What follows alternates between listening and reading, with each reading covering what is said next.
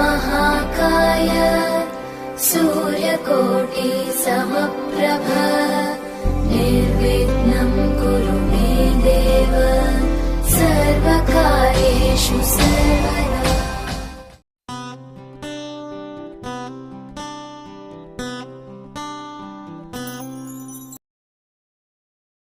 असे कसे बोलायचे न बोलता आता, तुझ्या सवे तुझ्या विना असायचे आता।